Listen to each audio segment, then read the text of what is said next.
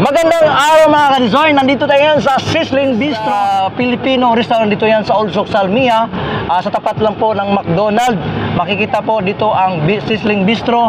At nandito po ating mga kaubayang OFW na tinatangkilik dahil mahilig po ang ating mga kabayan, lalo na sa pansit bihon. Ayan, sa lahat ng lutong bahay. Ayun po, nandito po. Of course, summertime, kasama din ang pampalamig. Ito po ang halo-halo. At of course, kasama po ang ating mga kaibigan na magandahang mga overseas Filipino workers.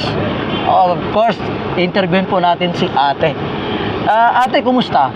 Mabuti naman po. Ano po pangalan natin? Ako po ay si Rodeline Bayo Rosiana. Rodeline. Taga saan po sa Pilipinas? Sambuanga, Sibugay po. Hello po. Sambuanga, Sibugay. So, kumusta ang buhay bilang isang OFW?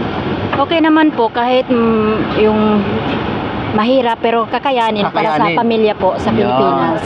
So, kumusta naman yung pamilya natin sa Pilipinas? Okay naman po. May mga pamangkin akong pinapaaral. So, bukod sa pamangkin na pinaaral, mayroon ka ilang anak mo niyo po? Wala pa po. Wala pa po? Wala pa po akong asawa. So breadwinner ka? Opo. Kailangan na.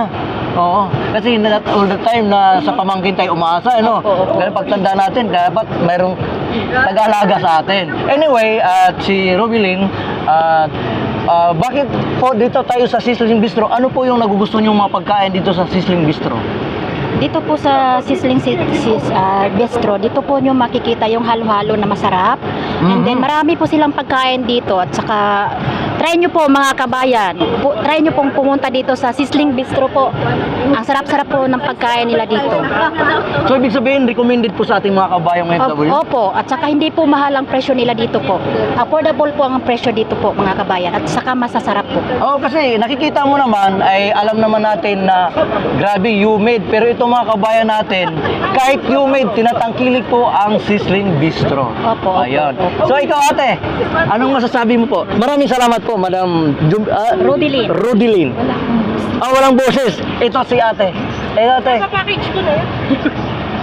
Ayun, so nahiya po ang ating iba nating mga kabayan. Anyway, sila naman po ay grupo kahit humid at the same time ay tinatangkilik po din ang Sizzling Bistro. Kaya para po sa ating mga kabayan OFW, tara puntahan niyo po ang Sizzling Bistro. Dito lang yan sa Olsok, Salmia, sa tapat lang po ng McDonald's.